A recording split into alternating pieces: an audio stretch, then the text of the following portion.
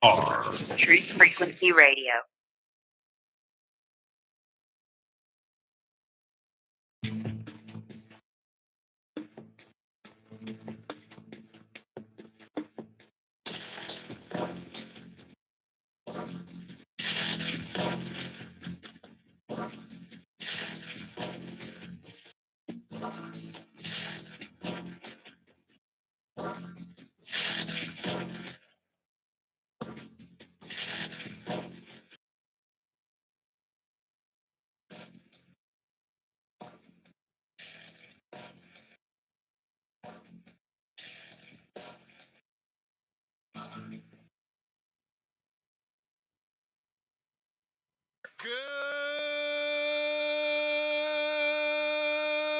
Good morning, TFR. Good morning.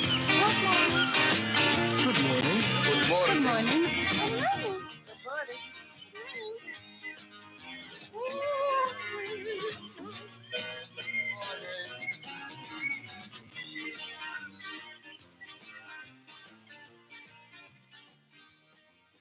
Hi, this is Alan. I like Ironworx because it's where everybody knows your name, and they're always glad you came. I love Ironworx with Josh, Walt and Zack. It's like sitting in your front room having a cosy chat with your best friends. Hi, it's Diva here, and I just want you to know that Ironworx with Josh, Walt and Zack, it's definitely my favourite dose of reality. Come join the family and keep it flat. Why sleep in when you could get your dose of iron in the morning? Listen to the Ironworx on TFR. This is Enlightened Dawn. Roses are red, violets are blue. Iron Realm Media is the best on the planet. To this show, I will forever be true. You guys are truly the best, and I love you guys. I'm so thankful to have you in my life. Do you like listening to Space Letters from Never a Straight Answer? Then tune in to The Ironworx with Zack, Walter, and Josh. Break clear of the fear on the Ironworx and become an Iron Scout. It is Tuesday, my dudes. You can write me shit. And happy Tuesday to you all. Welcome to the Ironworx right here on Truth Frequency Radio, TFRlive.com. We are also live on our YouTube channel and our Rockfin channel and our Facebook page and our X account.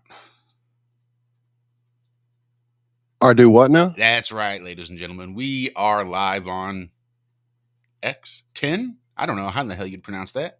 What you'd even freaking call that. It was formerly known as Twitter, but we're all highfalutin now.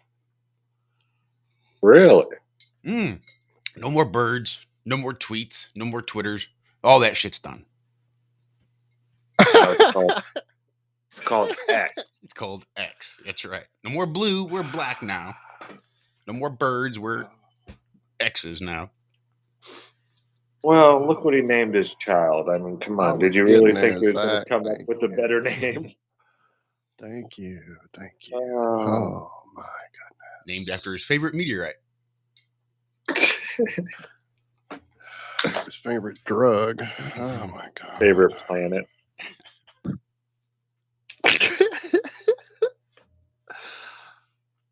And not to brag or anything, gentlemen, but this is the second show in a row where I got my Rockfin going all by myself.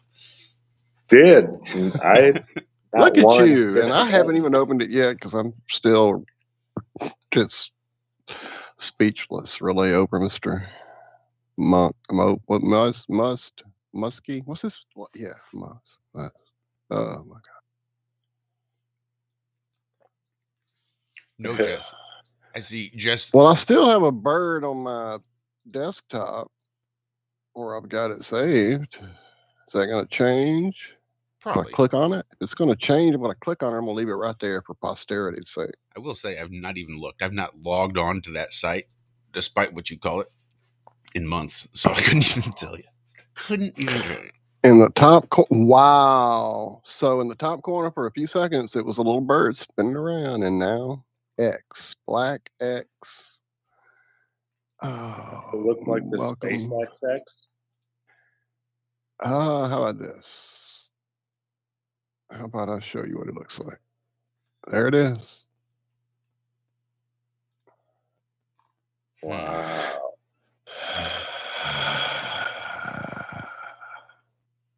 That's something. How much is this upgrade going to cost? How much is what going to cost? This upgrade. Probably about $4.99 a month. About $3.50. $3.50. Damn it, you devil woman! I told you not to give that Loch Ness monster no $3.50. I'm not supposed to know that was a long day in the morning. They're just in that Girl Scout. That's when I realized that Girl Scout was a 3-story tall crustacean from the Mesozoic era. Sorry. It's early. Speaking of those, have y'all all seen the lovely dinosaur fighting whatever thing go by 8 times at least in your feed and refuse to click on it like I have? No, a dinosaur? No. Go look. If you just type in dinosaur fighting or something, it'll come up because it has come by in my feed 100 times. And I've yet to click on it because the picture. You get one of those little inflatable T-Rex costumes? Here, I'll show it to you. Big shout out to Post in chat. Post, I got your email this morning just before we went on air. That was some crazy lightning. Just splitting the sky. I'll see if I can't dig that picture out and let everybody take a look at it. But yeah, no, I saw the message, but I haven't gotten over to the email yet. Okay, before you do, here is the dino picture. I will have this. Oh man, what have they done to me now? Gatekeepers. There it is. There it is. Now, miraculously, they've never found one intact, and they've never found all the bones in one place, and blah blah blah blah blah. But miraculously, this thing that looks like a prop from a movie is just right there in your face for you to see. There it is. I mean, can you doubt anymore now that there's really been dinosaurs? Or perhaps that thing there looks like a dragon. But anyway, in China, I'm just saying. I'm seeing, it says a mammal bites the dinosaur. Yeah, mammal fighting a dinosaur. Well, the mammal's the bigger one, though, right? It says the mammal. You got me. I don't read these stories. Let's see. Size-wise, the a dinosaur. Fossil of a badger-like mammal and a Labrador retriever-sized dinosaur. That's 5 bananas to you and me. Locked in what appears to be an eternal brawl. Took place about 125 million years ago in what is now northeastern China, where all the dragons lived. Appears to be something of a man bites dog story of the dinosaur era, because, clicks and whatnot. Because dogs were dinosaurs' best friend. Go ahead. Because dogs were dinosaurs' best friend.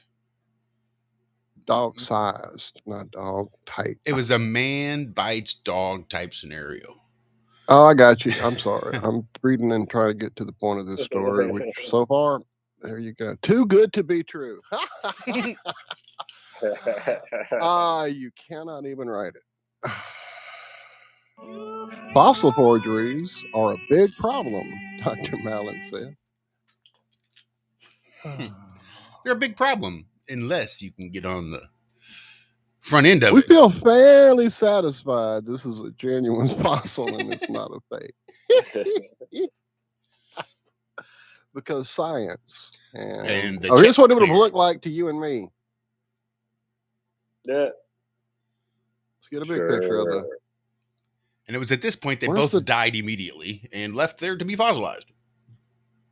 So I'm saying right there, frozen in time forever. They instantly died. Why again? Just when the big reset occurred and they just flash froze. You got yeah.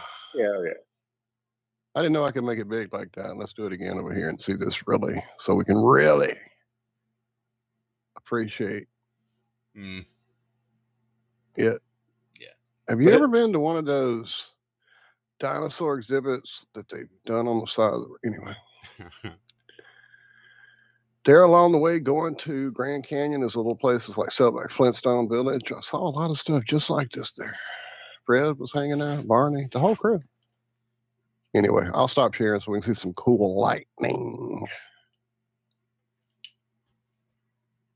Are you going to share that with us, or do I have to go look at YouTube? I have yet to pull it up. It's in the email. Post Well, then I'll pictures. do that. I'll stop sharing here. Thought I had. Oh, you know what? You know what? I already have my email open, I think, so I'll have to do a trick or two. You guys talk amongst yourselves. How was the weekend, Josh? Disappointing. Oh. Well, only because I'm still being friggin' lazy. I was all weekend long. I just can't seem to get jack shit accomplished. But beyond that, I guess it was good. Dahlia is adjusting wonderfully. I'm pretty sure she's already a spoiled bunny.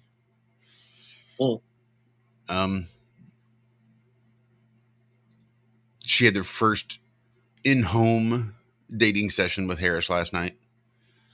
Didn't go too bad for being in the house. It's one thing when they're both at the bunny house and they're both on neutral territories, but now they're both here and they're both getting, comfortable and a little possessive over their own stuff. And it wasn't bad. It didn't go bad, but it wasn't as good as it had been last week and week before when we'd been doing the dating. But let's see, other than that, everything's fine. Grass is a little long because I refused to cut it. It's too friggin' hot. We had rain again. Lots of rain. Nice. We're going to be up to about 100 degrees this week. Yeah. Yeah, that's no fun. Not hitting us. We're getting up. I think it hit 92 yesterday. Yeah, that's where we got yesterday.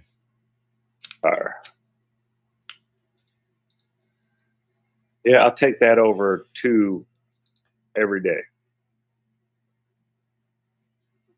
I'll take 92 over 2 degrees every day of the week. That's me, though. Yeah, went up to Asheville Saturday to Arboretum. Is that how you say that? I think so. I like those places. I saw a bunch of plants I had never seen before, different types of trees and whatnot, or never taken a good look at. And a bunch of plants that I haven't seen in a long time. They had a lot of the evergreen bushes that you don't really see around here. You saw them up north all the time. They were everywhere. Everybody had them. But down here, not so much. Maybe because we were up in Asheville, where it actually does snow and all that kind of stuff. We were above the line. Yeah, it was neat, though. Did you know there's a Kentucky coffee tree? No. Yeah, there is. It's crazy. I had no idea either. We were sitting underneath this long row of them. This place was built. It took 135 years, it said, to build the place.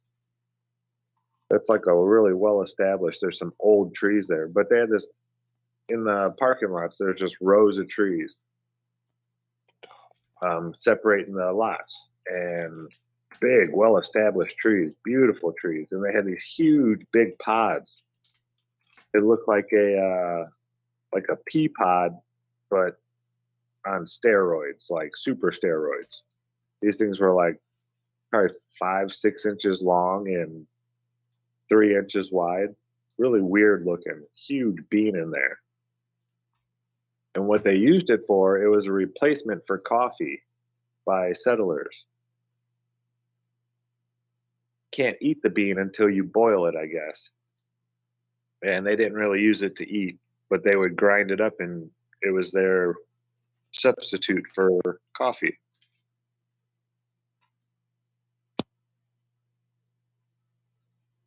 I learned something new this week. Yeah, that's pretty crazy. I've never heard that one. So I got the pictures open. Wow. Yeah. So there's that. Then there's this. And I get that it's very possibly and most likely some camera aberration that caused it to do this, but never have I seen that in my life of all the times I've played around with the camera. Is this a real camera or is this a camera phone or what do we have here? I don't want to switch back to chat, so if there's an answer, let me know. And it's quickly followed by that. Wow. Yeah, that's pretty crazy, man. All the way through that. This is all pretty mind blowing. This especially though. This one has really got me intrigued. So the camera was trying to compensate for the brightness by going dark, and then it said "fuck it," and the rest of the picture is lit up. I don't understand this picture. This is really. At first, I was like, "Is he looking through a tinted window?" But I don't think there's the angle would be in a house. It would look like from the other clues I'm given. So yeah, I don't know. Wow. That is crazy. I wonder if it was visible or if that was just the camera aberration or if that was like something he could see with his naked eye. Yeah, did you see that in the sky? It was at the dome being revealed. Well, I guess that's not Post's refresh rate. pictures. I think some guy in Discord had posted it and Post I thought shared he it had with us. taken them. Oh, okay. That's cool though. Cool as hell. Yeah, it is. I'll try to use those for the show picture as well. No doubt. Yeah, they say lightning happens so fast that if it only strikes one time, a spot, it happens faster than a human eye can even receive that information. It has to travel back and forth like 6 to 7 times before our human eye can even register that the light is there. Something like that. It happens so fast. I don't know if I buy that.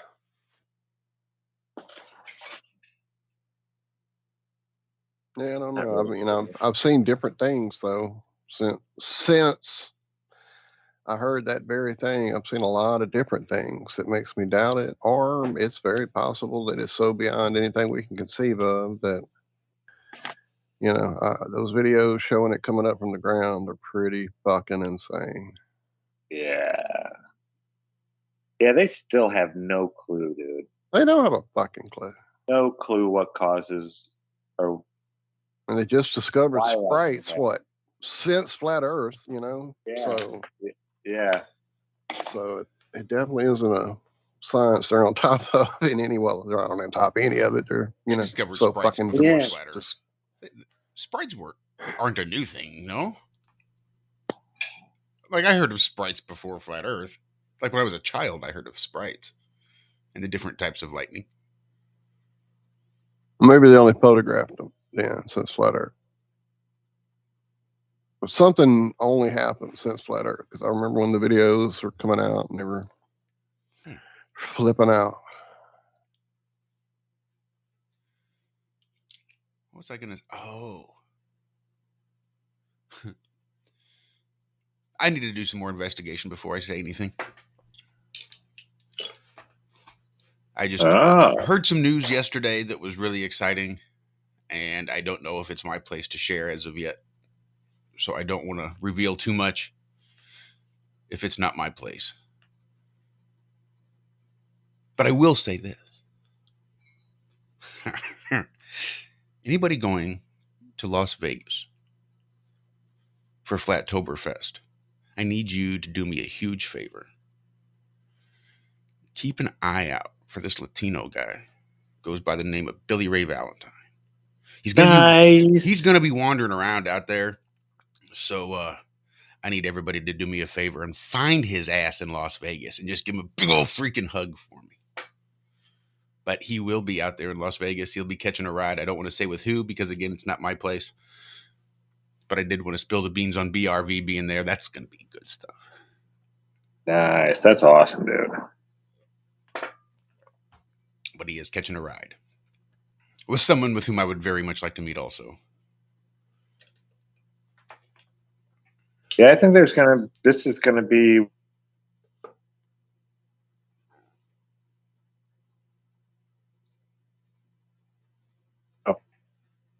Did we lose you, or am I dying? We're losing you, or we breaking up? Something's happening. Breaker, 1-9er. There you are. There. Scared me. I thought my computer was dying again. Just going to shut down. Yeah, that's what I thought too. I was like, oh no, not this already. And I haven't typed to anybody yet. My bad. What were you saying, Zach? Oh, well. You were a little, you're breaking up a little bit there. Oh, I said this might be one of the biggest flat Earth events, at least in the U.S., ever. The way ticket sales are going. I think the highest we reached at the UEFN, geez, oh, Pete's, FEIC's, the international conferences, was like 650, somewhere right around there. If I'm remembering correctly. And yeah, these tickets are going like hotcakes right now. Somebody said they had gotten a hotel room or something like that, or maybe a flight, and it showed that in the last 48 hours, like 20 something people booked hotel rooms or something like that. Something crazy. So yeah, the rooms are going quick at Sam's Town, and yeah, tickets are going. I think she said she's going to stop sales around 700. I'm not sure how many the place can hold. That's nuts. Okay, so it's Mark Devlin. Mark Devlin's flying in and is going to be a presenter. And Billy Ray is going to hitch a ride with Mark. So, oh, that is cool. Yeah, that's really cool. I just wanted to check the website there at flatearthfestivals.com just to make sure that it had been announced and he is on there, because I didn't want to spill any beans. But I do see him listed as a presenter, Mr. Mark Devlin, ladies and gentlemen. Yeah, he was one of the first ones Karen got. It was Mark, and who else is coming from the UK? Dave Murphy. Allegedly Dave. That'd be cool hanging out with him. I think I've met Dave. Either Denver or Dallas. I know he was at one of them. Yeah, this is going to be a fun time. I think 10 to midnight both days. I love that. I love starting at 10 o'clock instead of 8 a.m. Especially 8 a.m. out there. There's like 6 a.m. my time. Yeah, this is going to be a good one. I can feel it. So you think Mike Tyson's going to show up?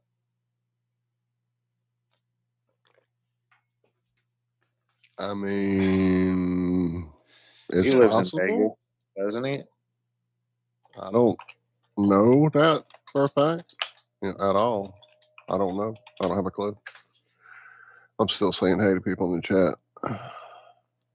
I was just watching a chat he was having with somebody about his Tigers and how that relationship goes. He's like, it's cool as long as a tiger is like lions will just lay around with you like a family, They can be cool with everybody, but a tiger has like one human pet. A tiger does. He said they're different. Like if that tiger's in love with your child, that's his pet. You can't go wrestle with your child in front of that tiger. That tiger will kill you. Stuff like that. And they're like, well, what do you do when you go on vacation or this and that? He's like, dude, I was a heavyweight champion of the world. Those tigers go with me everywhere I go. So those are my babies. It's like, I was a heavyweight champ. I take them wherever I go. No way, dude. That's crazy. Yeah, he loves those tigers, though, man. I wouldn't be surprised if you saw some pretty familiar faces. It's kind of one it is thing. Vegas. It's one thing when it's kind of out there in the middle of nowhere, just kind of off at some Masonic hall that very few people have heard about. And it's another thing when you're in like Las Vegas. I don't know. Yeah. I don't know. Because there's such a good excuse for them to be there anyway. It's not like they're going to be attending the Flat Earth Festival. Like, oh, well, I just happened to be here anyway, so I just came to see what all the hubbub was about. You can do that in Vegas. You can't necessarily do that elsewhere where you're just like, oh, well, I made a special trip here to North Carolina just to, grab a burger. And then I saw this convention and I just kind of wandered. Yeah, it just didn't work as well. I could see some big faces just wandering in, pretending that wasn't their goal in the first place. BRB in Vegas. Heck yeah. And he should be coming to Branson at some point too, because he really wants to meet. And I told him I probably not going to be showing my face in Vegas because it's freaking Vegas. But he said he might make it to Branson, and if that's the case, well, then I told him I can make it to Branson if you can make it to Branson. So there may be a Josh and Billy Ray meetup somewhere in South Missouri. But that is the end of the first segment here on the Ironworx, Truth Frequency Radio, TFRlive.com. Stick around. We've got the second half of the first half coming up right after these brief messages. It's a luxury to pursue what makes you happy. It's a moral obligation to pursue what you find meaningful. And that doesn't mean it's easy. It might require sacrifice. If you need to change your job too, let's say you have a family and children and a mortgage, you have responsibilities. You've already picked up those responsibilities. You don't just get to walk away scot-free and say, well, I don't like my job, I quit. That's no strategy. But what you might have to do is you think, well, this job is killing my soul. All right, so what do I have to do about that? Well, I have to look for another job. Well, no one wants to hire me. It's like, okay, maybe you need to educate yourself more. Maybe you need to update your curriculum vitae, your resume. Maybe you need to overcome your fear of being interviewed. Maybe you need to sharpen your social skills. Like, you have to think about these things strategically. If you're going to switch careers, you have to do it like an intelligent, responsible person. That might take you a couple of years of effort to do properly.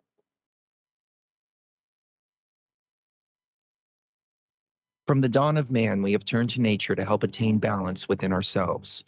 But somewhere, we lost our way. Western culture is once again remembering the healing benefits of CBD, the non-psychoactive component of the hemp plant.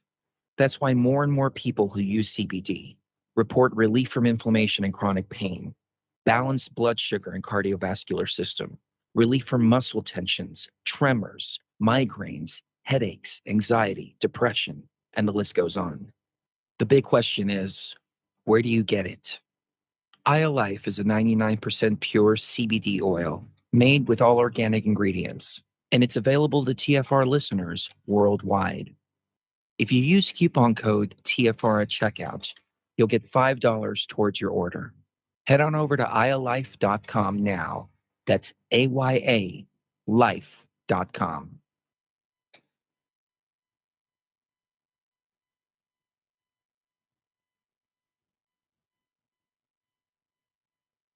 For millennia, mankind has been searching for answers to the big questions, such as, where did the universe come from? Where did we come from? Why are we here? Are we alone? And just what the heck is the Sasquatch all about? I can't promise you answers, and neither can the Woo Crew, but they invite you to join them Friday night at 7 p.m. Eastern, midnight in the UK, for Freaky Friday, exclusively on Truth Frequency Radio. Spirituality, multiverse, quantum mechanics, the occult, and so much conspiracy analysis that it will make your mind melt. Take my word for it. Freaky Friday. It's more than a show. It's a way of life. I am Stephen Hawking, and I am proud to be a Wookiee.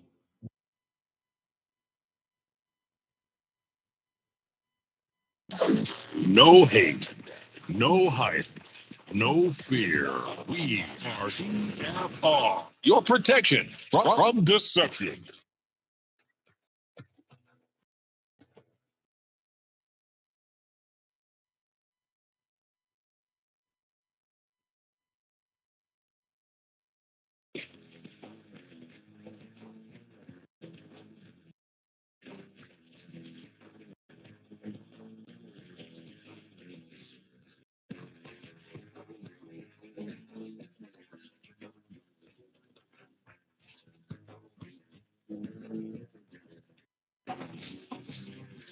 Thank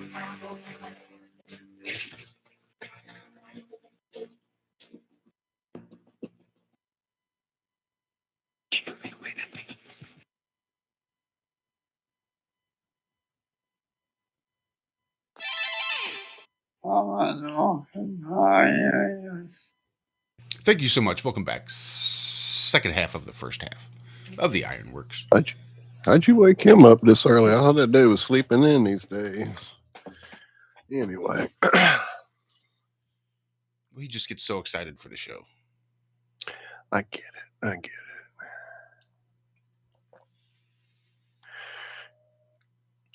All right. Guess we just blew our load in that first half, didn't we? Yeah, I'm sorry. I'm reading over. So this paper. Oh my goodness! Study finds a key way to build trust in science, and it's not. It's not education. So they say that it's people who don't trust in stronger predictors, political conservatism, religiousness, or conspiracy ideations are the people who don't trust in science. Huh. Maybe if y'all would start actually telling the truth, then maybe people would believe you.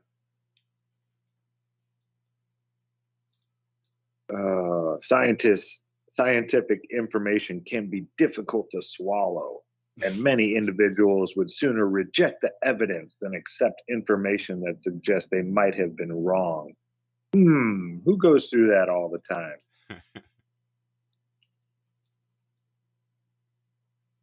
I think it's you all that are having trouble accepting the new information that's being placed in front of your faces. Yeah, there's a reason that people are turning away from science, because you're all full of shit. 98% of peer-reviewed papers that are put in scientific journals and stuff like that are hogwash, theoretical nonsense. So why should we trust you? We've caught you guys lying about so much stuff. Could that have something to do with why people don't trust you? Of course, they had to bring up the whole what happened back in 2020 and how intellectual something or others. Oh my goodness. Yeah, it was just. Only the smart people went on to get it, obviously. Yeah, that's what they said. Yeah. What was the wording though?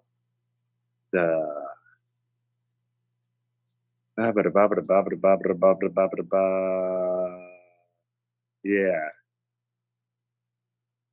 Those who show less intellectual humility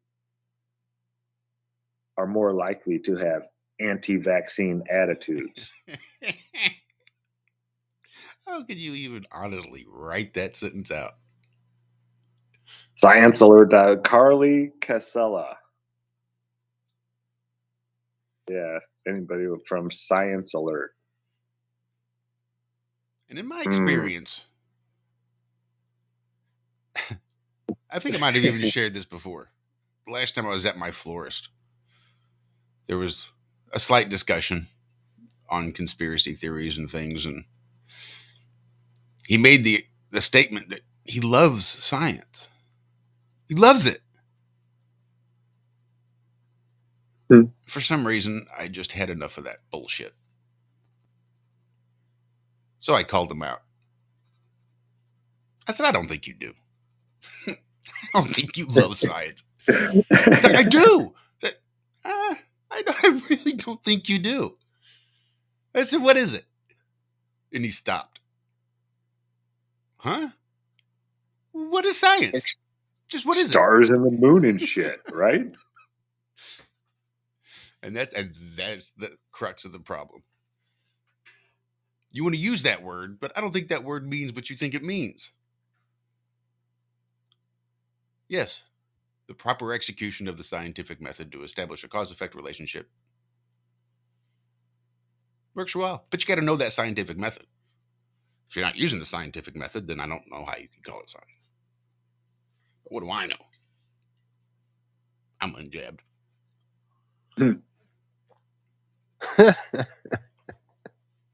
Hey, good morning, gentlemen. There's Andrew. All right. So I've got a little bit of space lettuce to share with you. I know it's a little bit early because that usually happens like in the second segment or so. But you can throw lettuce at us whenever you have a big leaf, my friend. Okay, no problem. This is very interesting. So I was just doing a random internet search to see if spacescience.com was an actual website, because I figured at this point, like every single website has pretty much been taken up, right? It isn't, but it is available to purchase. For the domain is for sale for $294,888. Spacescience.com.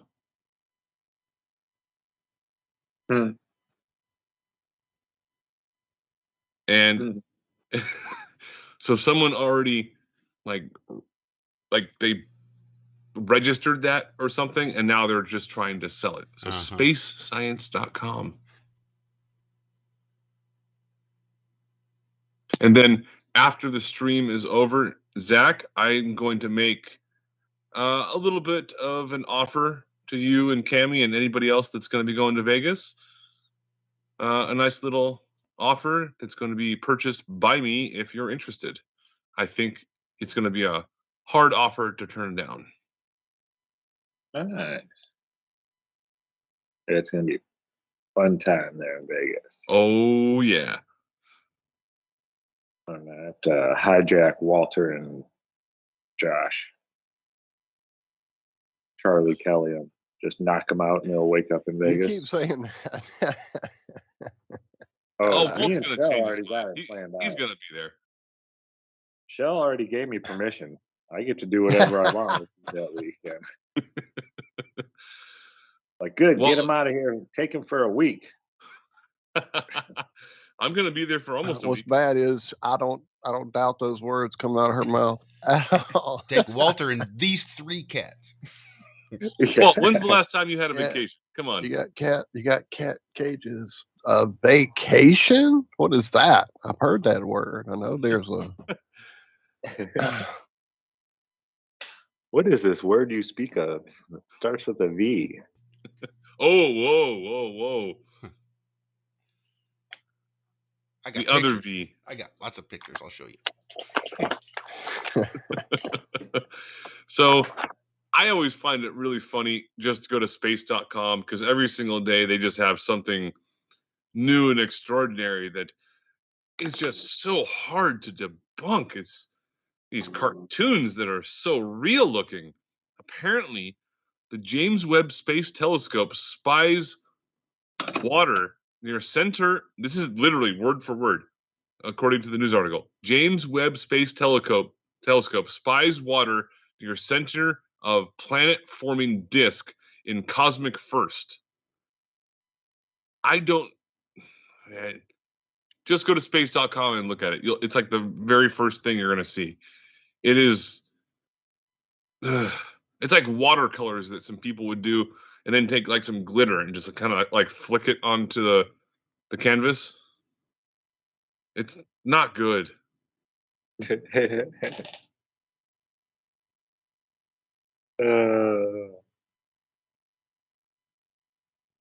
Yeah, I never understood that. How, okay, you work real hard, become a great artist, painter, whatever, right?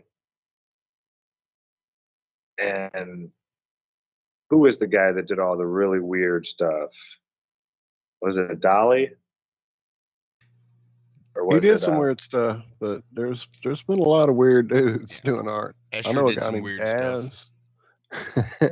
Yeah, I mean, but all those guys, they could paint, But yeah, right? Salvador, any of the surrealists are Yeah, they could actually really paint. And then they went and started doing their own weird stuff after. So Andrew wasn't lying. Yeah, nowadays you just flick the brush at the thing and there, 40 million. And well, if you're on space.com, look at the other one where it's the Boomerang meteorite, maybe the first space rock to leave Earth and return.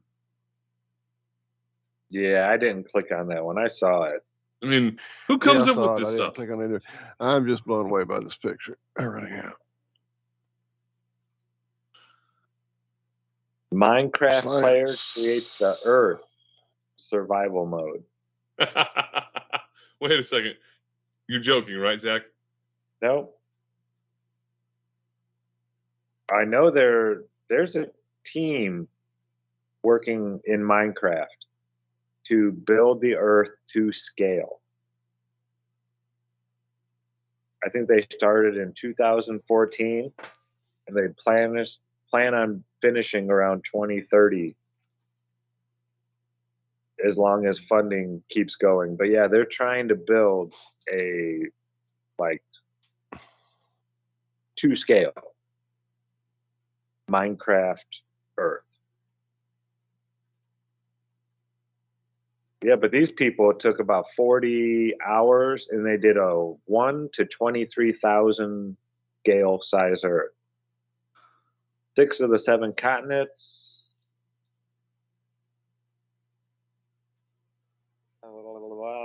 Icy landmass would have been too much of a hassle due to its stretched out appearance on the world map.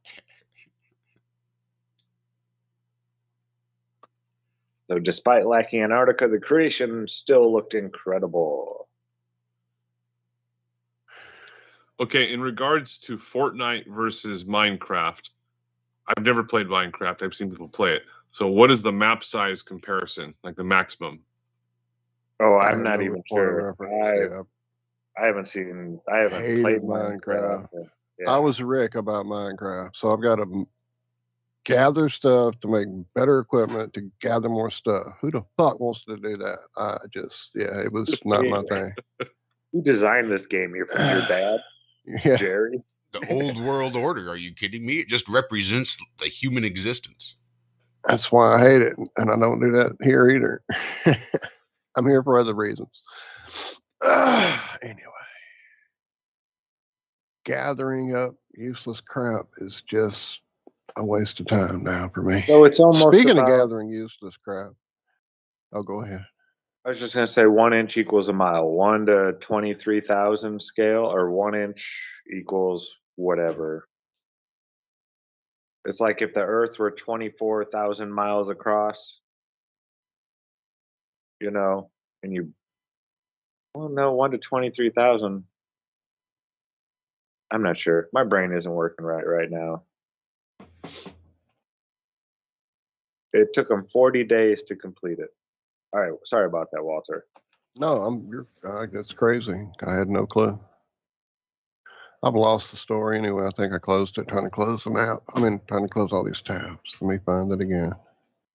Okay, this recreation of the planet reminded some of the Build the Earth, a project working on building a 1-to-1 scale model of Earth. Yeah. Different people, though. All right. Sorry about that, Walter. You're good, because I'm actually trying to find out something as well. Okay, so you guys remember the floating charcoal in space a couple of years ago? They knew. You will when I show it to you, Zack. As soon as you see it, you'll recall it. Hold on. This little charcoal in space. Oh, yeah. Yeah, I know. So this briquette, and they sent a spaceship to it that they conveniently named Osiris Rex. And anyway, they don't worship ancient gods, though. Anyway, so now after this crazy mission that's what I wanted to find away. That's what I was trying to find out. I saw it, and that's what I've closed. It was like 85 million miles away, rounded off. Okay, let's round that off. 85 million miles away. This little rock flying through space. Now, granted, they're saying that it's right here, just right there, other side of Venus, other side of the sun, 85 million miles away, about a half of an AU.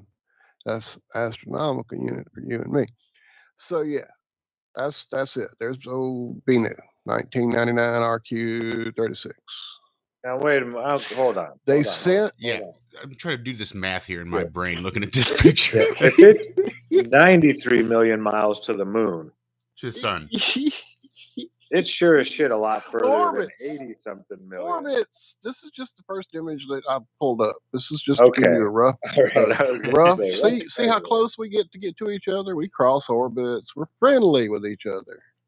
Yeah. And yet the trip was 85 million miles away or whatever. I just went and looked it up. I'm close.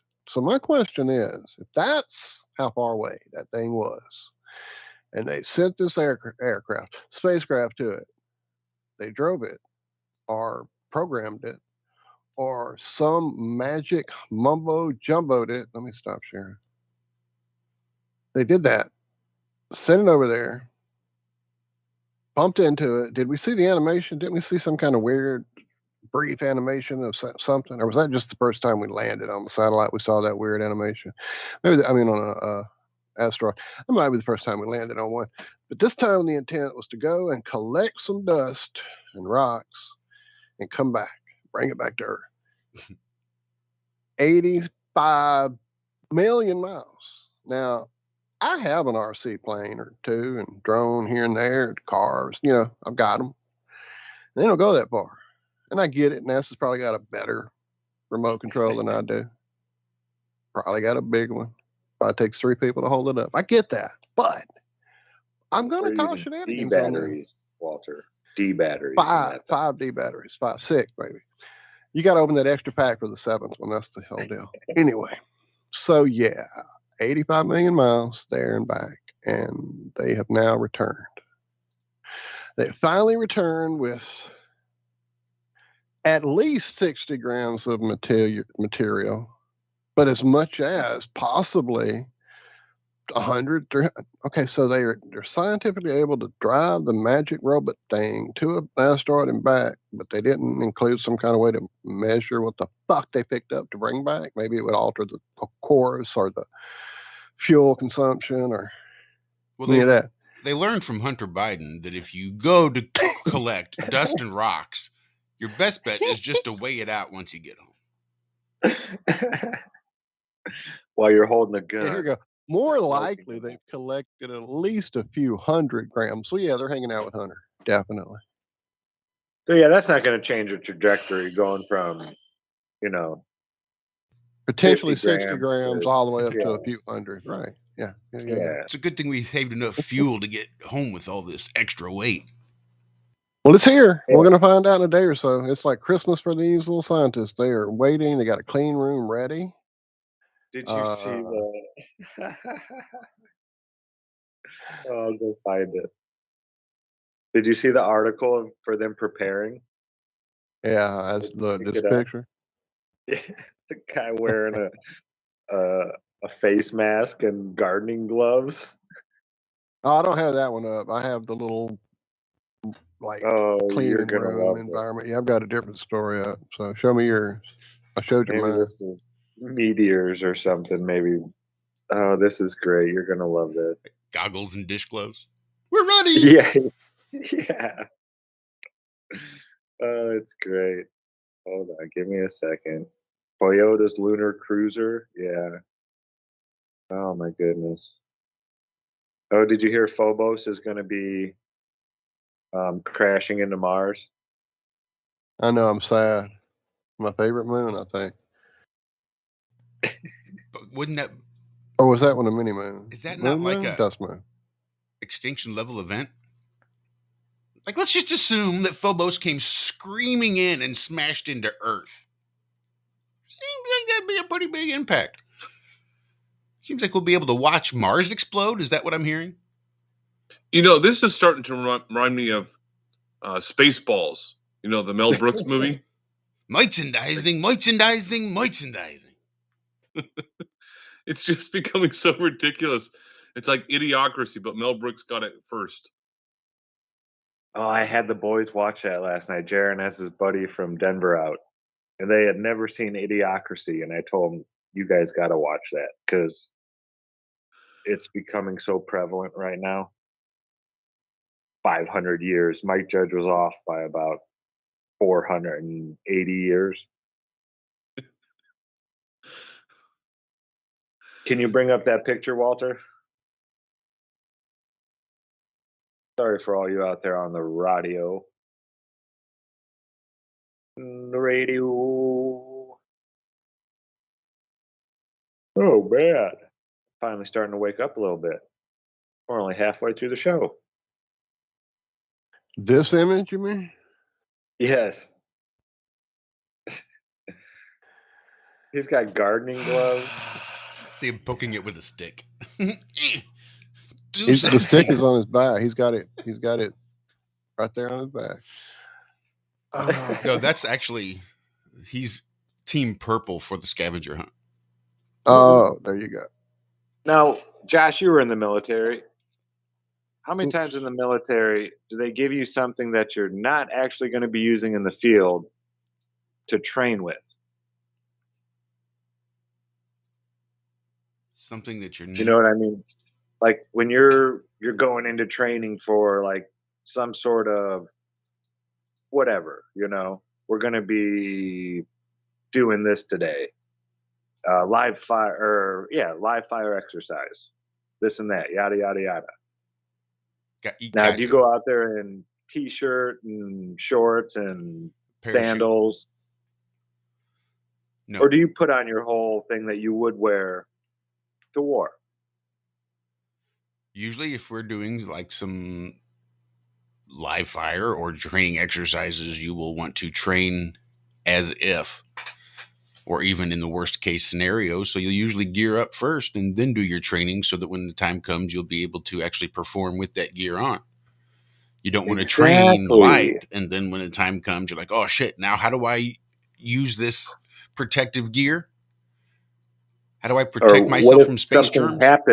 Yeah. What if something happens to my protective gear? What's the protocol for that? You train for all this type of stuff. Well, I have something a little bit to add to that because I was also in the service, but not in the Marines. And the one part, Zach, that I would say we were trained in but never happened was our CBR gear, which is chemical, biological, radiological gear, and all the gas masks and stuff. Never had to use it. Well, no, good thing. But when you train for it, you didn't put on an N95 mask and some goggles and a pair of gardening gloves and say, oh, yeah, this will be sufficient training. No, we had like hardcore gas masks that, cost a lot of money. But if you were training, the ones that you would be using in a real case scenario. Yeah, like Mike D called them the mop suits. If you're training for chemical warfare, if you have to training to put on your mop suits and somebody says gas, gas, gas, and everybody pulls out their their masks and starts putting them on, down and clear, and you got to train, they're not going to give you a parachute. Like, all right, you're training for this NBC, you need a parachute and a backup chute.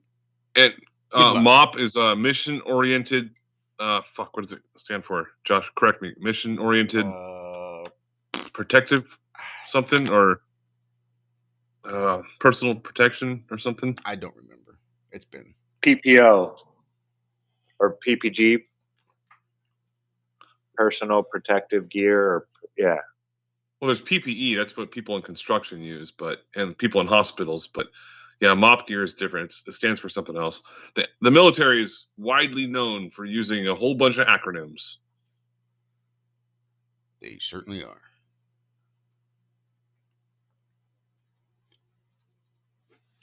I'm not entirely sure. So yeah, you never ever. Oh, go ahead. I just think we're getting close. I'm not entirely sure. I'll have to check, but I think we're getting close to that halfway point. We are. We got about a minute. Yeah, not even just military, but private companies that train people to do things. You train in the gear that you would go out there and do it in. I hope that they have a little more gear for these guys collecting asteroid dust than a little face mask covering and some gardening gloves. Those were gardening gloves, straight up gardening gloves. Those weren't welder's gloves or mechanics gloves. Those were cloth garden gloves with the rubber grip. Yeah. But they did have the dots on both sides. Man, come on. Oh, and I do have something to bring up. A very, very interesting interview that someone very popular did with someone else that's semi-popular. So I'll bring that up after the break. All right. And I'm just sitting here waiting for break music. Not even sure if I'll hear it or not. Yeah. It's got to be fastly should be approaching happening here. now. But it's Thank not. you all for Yeah. coming to hang out with us. Much appreciated this early in the morning. And we'll just talk right up until we hear the commercial, because I think I should be hearing music, but I definitely do not. But we appreciate you hanging out with us this morning here on the Ironworx and Truth Frequency Radio, TFRlive.com. And as soon Go as find a trucker this extra minute. My name is Ella. Drink. I'm 10 years old. I'm one of the millions of children born to parents suffering from the sheeple virus. Symptoms include the inability to think for oneself, the attention span of a goldfish, and a strong belief in government and the mainstream media. It is estimated that 1 out of every 2 children are being raised by parents infected with the sheeple virus. But there is a cure. For as little as 19 cents per day, you can become a TFR supporter and help children like me get their daily dose of truth. Together, we will make sure every child has protection from deception.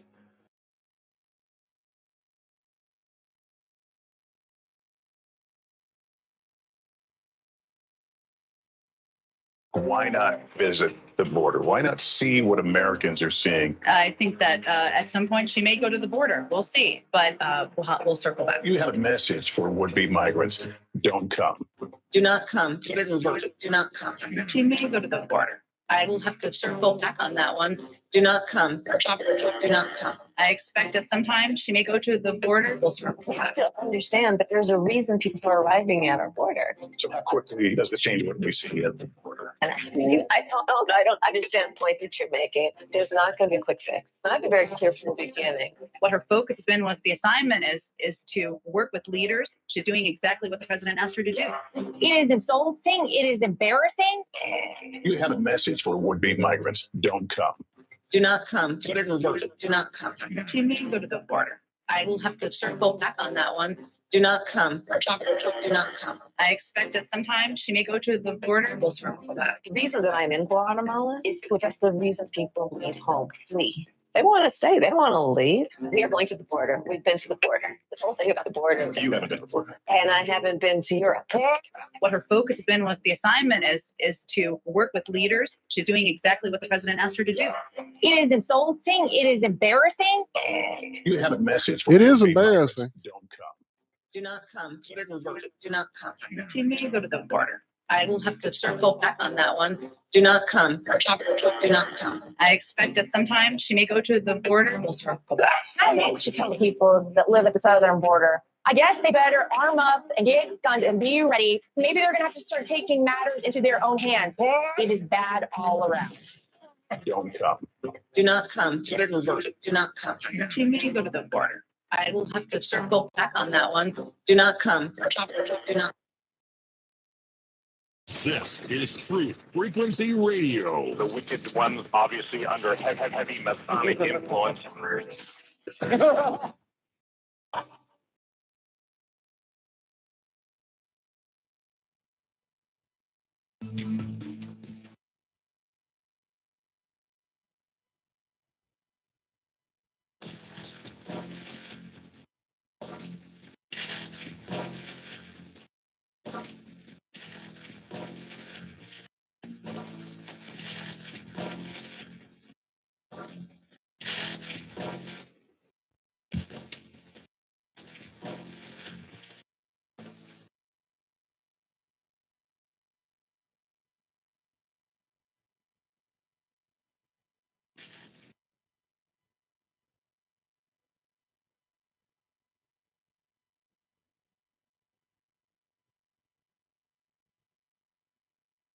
morning. I'm here. Wake up. Wake up. Wake up. Wake up! What is dark matter? Okay, we don't know. That's great. That's why it's called dark. It's exactly. Everyone knows all reputable information comes from random people on the internet. Tell me things, internet. The earth is flat. It's like school in your hand. Okay, dark matter is something we do not know what it is. We believe the dark matter is there, but we have never detected it. Well, what I'm afraid of course, is that there is no dark matter out there. So what's one? There is no dark matter out there. We need to think really hard, to think really hard, to think really hard, to think really hard. Hi, this is Alan. I like Ironworx because it's where everybody knows your name, and they're always glad you came. I love Ironworx with Josh, Walt, and Zack. It's like sitting in your front room having a cozy chat with your best friends. Hi, it's Diva here, and I just want you to know that Ironworx with Josh, Walt, and Zack, it's definitely my favourite dose of reality. Come join the family and keep it flat. Why sleep in when you could get your dose of iron in the morning? Listen to the Ironworx on TFR. This is Enlightened Dawn. Roses are red, violets are blue. Iron Realm Media is the best on the plane. To the show, I will forever be true. You guys are truly the best, and I love you guys. I'm so thankful to have you in my life. Do you like listening to space letters from Never a Straight Answer? Then tune in to the Ironworx with Zack, Walter, and Josh. Break clear of the fear on the Ironworx and become an Iron Scout. I'm Neil deGrasse Tyson, bitch. And welcome back to the first half of the second half of the Ironworx right here on Truth Frequency Radio, TFRlive.com. Josh, Walt, Zack hanging out with you. Still this morning, and we are joined by our friend Andrew B. Yes, and I am still here. Good morning to everybody, or afternoon, or evening, wherever you're at.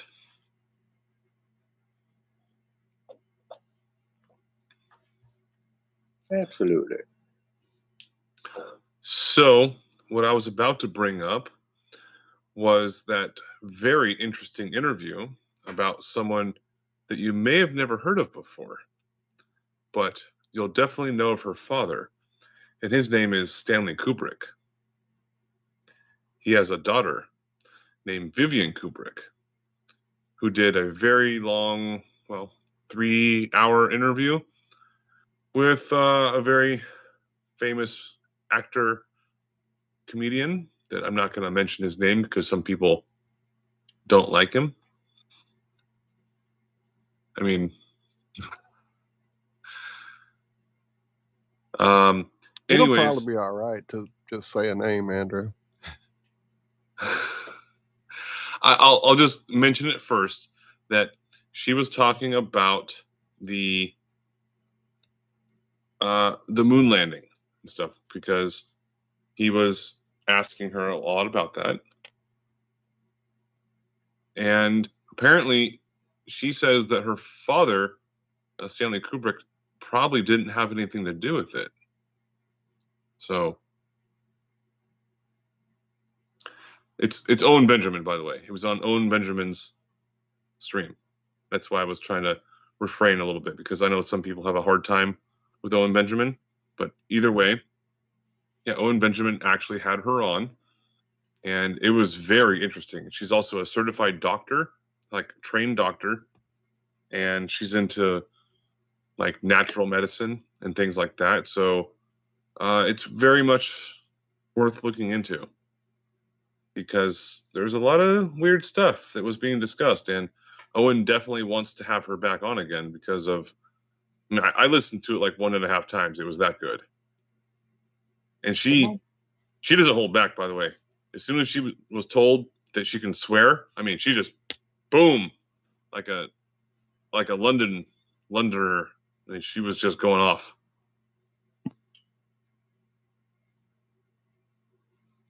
Like a Londoner, huh? Yeah, that's pretty cool. That's a new one, Andrew. I don't think I've heard that one before. Well, I mean, okay, like a rugby player or a sailor. Like me. Person I mean, yeah. Yeah, like me too. I try to refrain as much as I can, but it comes out. I've been in the military. I've worked in construction, so like now that I'm trying to calm down a little bit, it still fucking comes out. You fucking wankers. Indeed. Yeah, when we were playing the game the other night,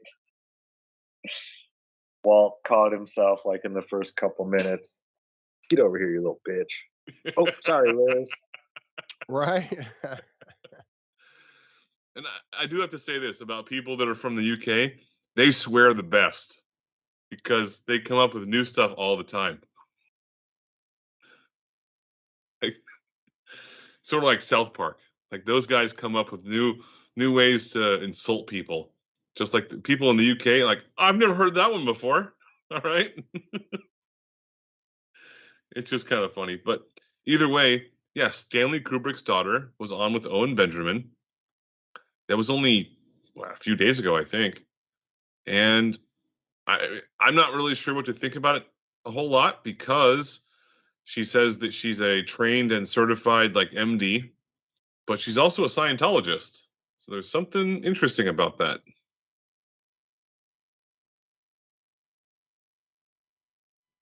Yeah. I know. Well, doctors make good enough money; they can afford to be a Scientologist. Well, I mean, Tom Cruise is like what is he, like the Grand Wizard of the Scientology or something like that because he has the most money? Yeah, he can afford to be. Him and like John Travolta. And if that's not the first clue to how this whole system works, I don't know what is. Right. Yeah, if you can buy your way to the top of a religious group, No, you have to. It's not like you can not. Like, well, Yeah. I worked hard to earn my way to the top. No, that's not how that shit works. Scientology, you pay. Unless your last name's Hubbard. You pay to learn, pay to know. Thetan levels are bought, not earned. Yeah, I don't know much about Scientology other than the things that I've heard people make fun about it, and it is pretty. It's worse than Mormonism. Sorry if anyone here is Mormon. Sorry. Go watch the South Park episode. I have. That's what I was thinking about right now. Yeah. That's not fantasy or. I mean, they get away with it because they're telling the truth. It's not slander or libel or anything like that when you're telling the truth.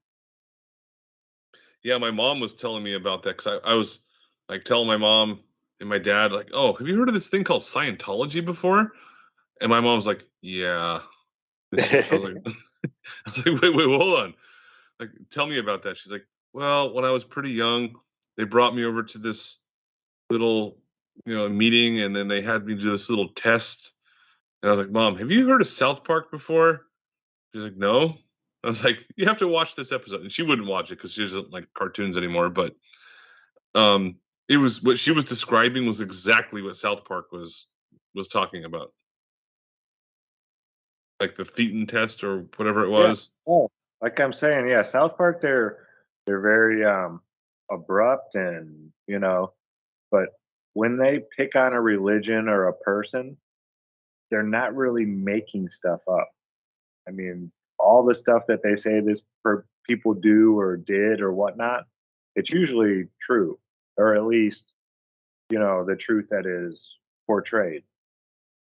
Yeah, that's why they get away with it. They're just geniuses, and the smartest thing they do is they don't hold back on like anything. Like everybody gets picked on. There isn't like this one religion we can't touch, even though they didn't draw the Prophet Muhammad, which I thought was smart. You don't. I mean, pissing off people's religious beliefs. I mean, you're asking for. Now, most Muslims probably they may say something, but just like Christians, when people rip on Jesus Christ, they're not going to go and try to kill you over that. They may get upset about it, But there are extremists out there in all religions and sects and whatever you want to, divide people by. So yeah, I think they do it just right. They don't hold back. They got a lot of shit from the Jewish community when they were doing that stuff with Moses. Or yeah, Moses is the big beam of light. Yeah. Yeah, they got a lot of pushback for that one too. And they are Jewish. But yeah, only one of them are Jewish. well, yeah, I mean, yeah, you get away with it then, right? Matt Stone actually represents Kyle, and then the other one is Stan. That's Trey Parker. I know they do Cartman's voice as well. One of them does. Yeah, Trey Parker does most of the voices. Well, I mean, they split it, but yeah. And a lot of characters in South Park, they actually have mimicked off of people they met in their personal life when they were in school, but they changed the names, but kind of kept the character kind of thing going, like their own parents. I'm not going to try and make this a South Park discussion, so I'll shut up. Well, yeah, I was just going to say. Man, I'm playing the stick of truth right now. I am not scared of South Park. Okay.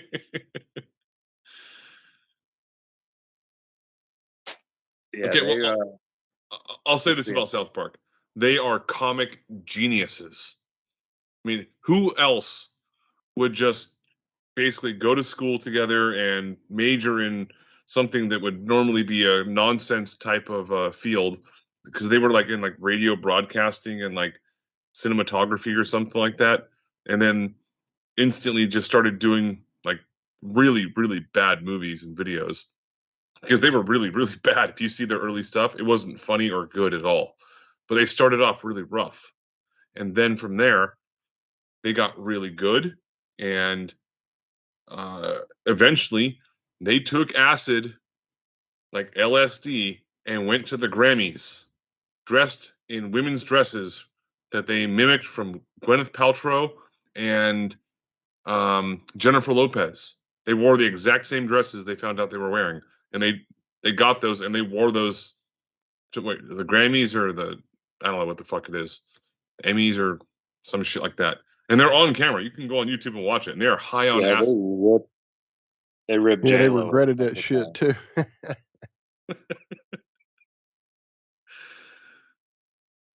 Yeah, I love the stuff they did with J-Lo and Kim Kardashian. Oh yeah, the talking hand.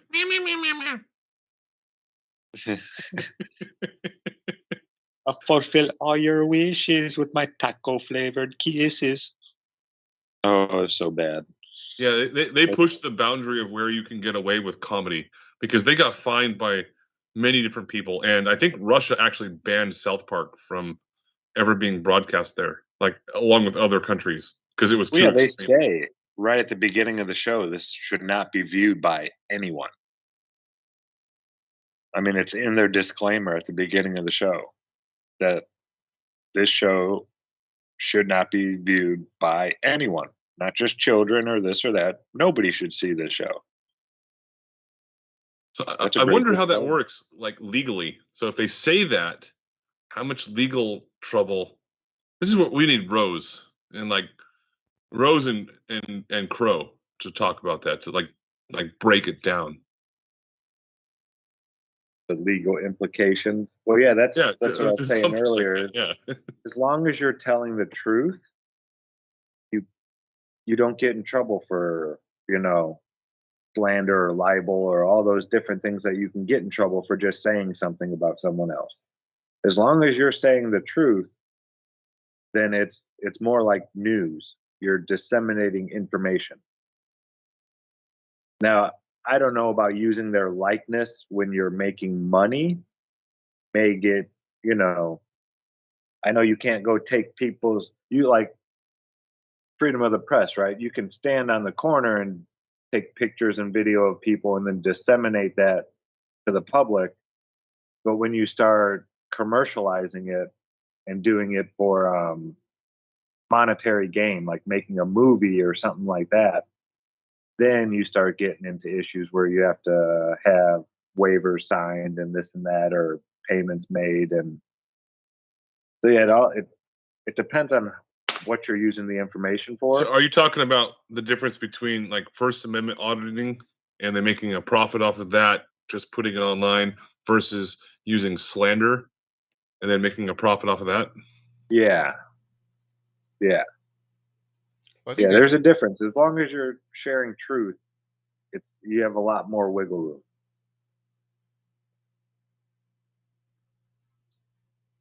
What were you saying there, Josh? It is such a fine line. If I were to say something silly, Zack Zabala has a room full of snakes and he likes to buy baby mice so that he can feed them to the snakes and watch them die suffering as the snake eats them alive. I know that's not true, and I just said it. So that could be considered, what, libel? Slander, I guess. Slander spoken. If I said, I think Zack has a room full of snakes that he likes to buy baby mice and feed them to the snakes and watch the baby mice die a slow, horrible death as the snake eats them.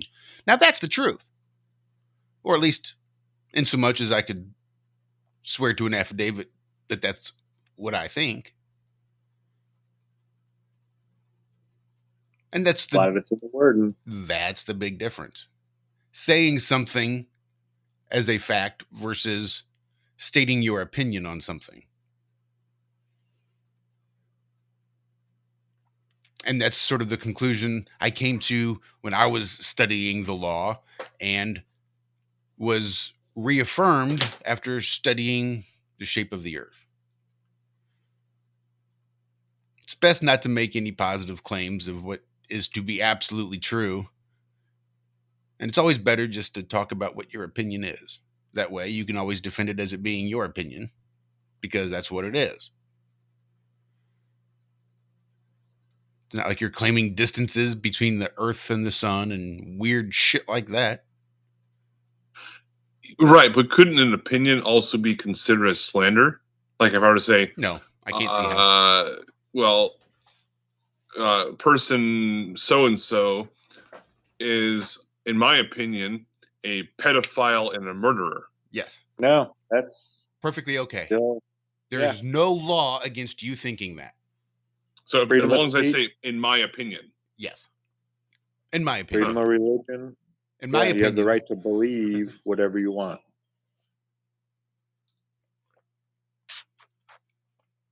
And this is why First Amendment audits are so important. Because any asshole can go out there and have an opinion. Because opinions are like noses. Everybody's got one and they all smell. Do you like that? I just made that up the other day. Anyway. I do like that, yeah.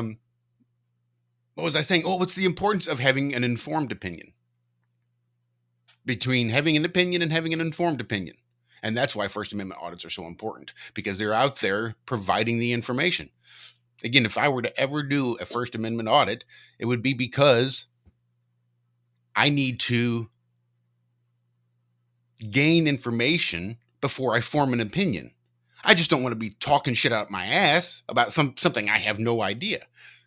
I can't say, oh, look, Missouri's real ID is some horse shit. It sounds like a big pain in the ass bunch of hoops that I have to jump through and pay for to get done, just so that I can go up and get my driver's license and verify that it is a real ID in case, God forbid, I want to cross the border or get on a plane or some other silly bullshit that they're going to make me fucking have to do. If this is just a right to drive, give me the fucking driver's license. If you need a real ID because you want me to get to Canada, make me pay for a fucking real ID, but don't combine the two. So now I've got to get a real ID just to get a fucking driver's license. There's no reason they should be separated. So if I wanted to go and say maybe do a First Amendment audit and show the process so that we can have an informed opinion instead of me just here talking about all the things that I think are going to be a pain in the ass, but I don't know. I've not done it. So I would grab a camera, go through the process, show everybody so they can have an informed opinion versus just an opinion. I love Josh, science. That was a long rant. It sounds like you actually had to deal with that at some point. No. But no, I will. Okay. It sounded like well prepared. That's all. I will have to deal with that at some point. Okay. he's preparing himself. Well, they for keep it. pushing it back.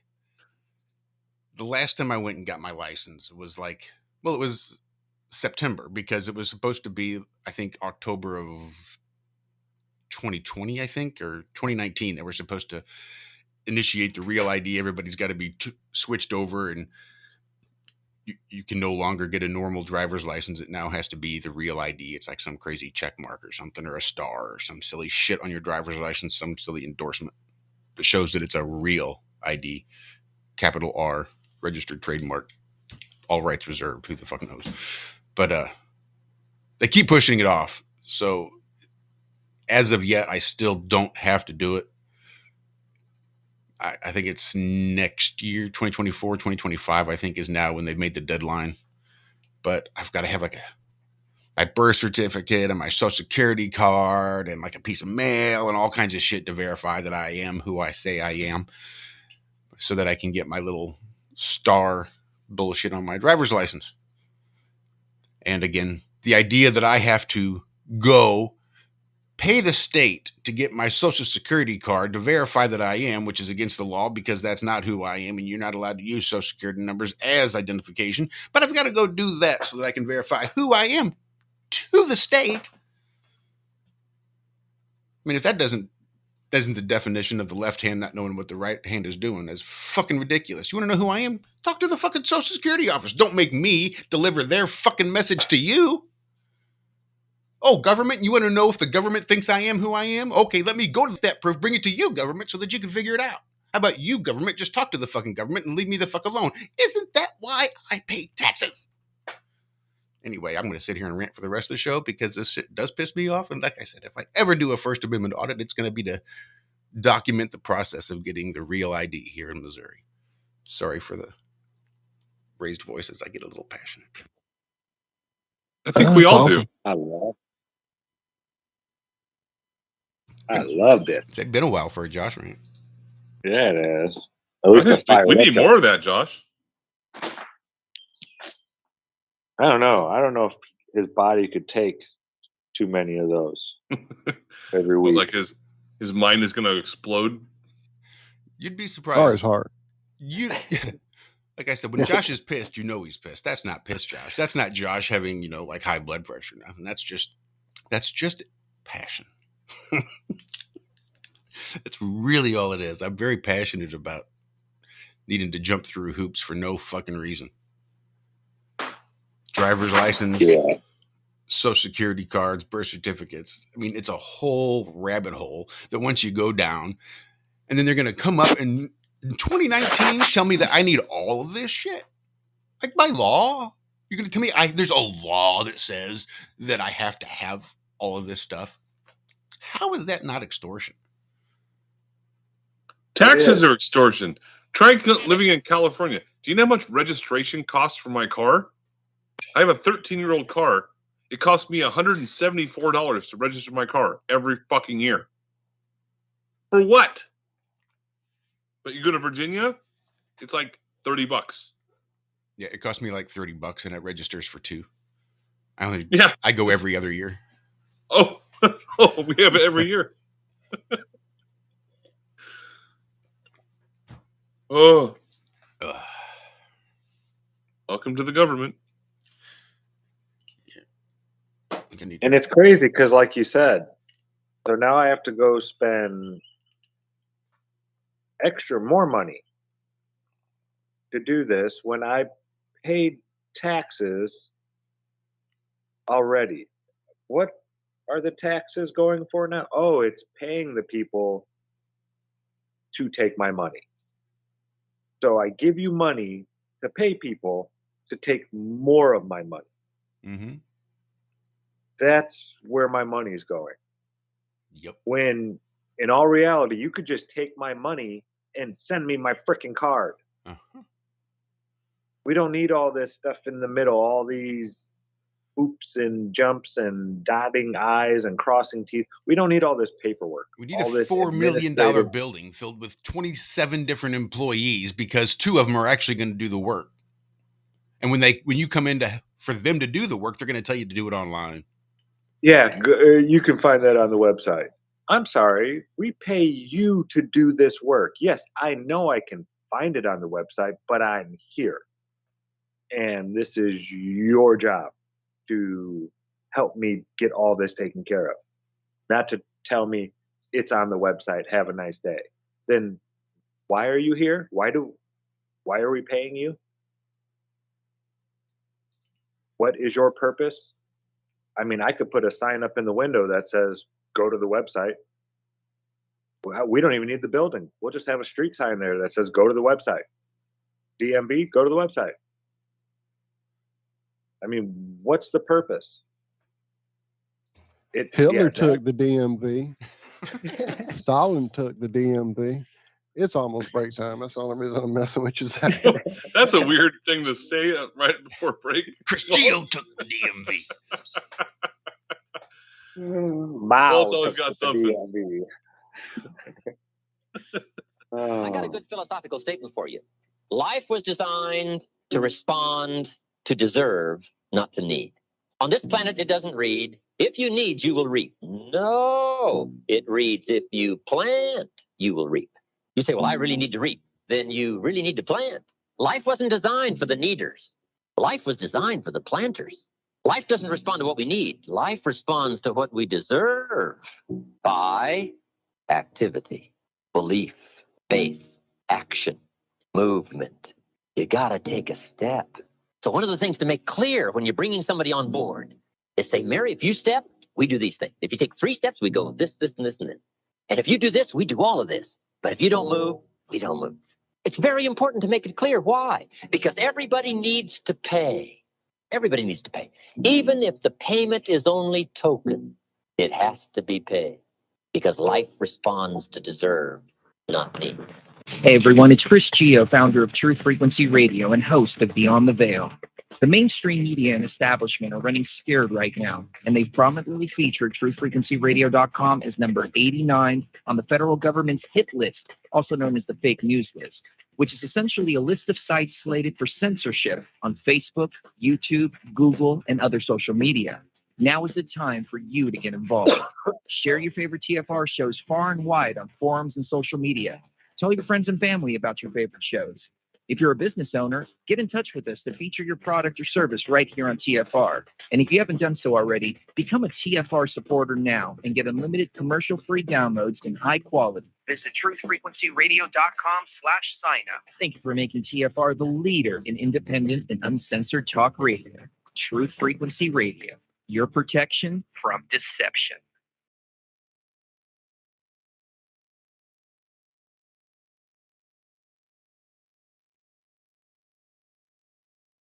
We exist in the security and comfort of our worlds.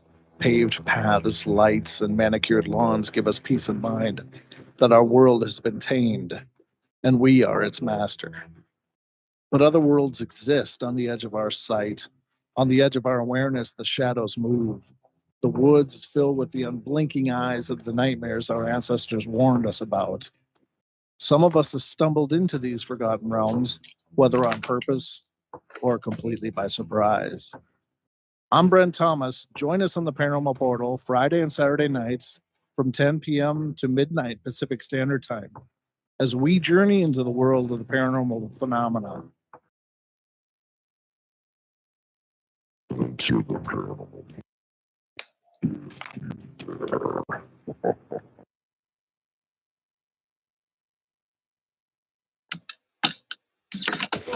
No hate, no hype, no fear. You're listening to Truth Frequency Radio. We are TFR.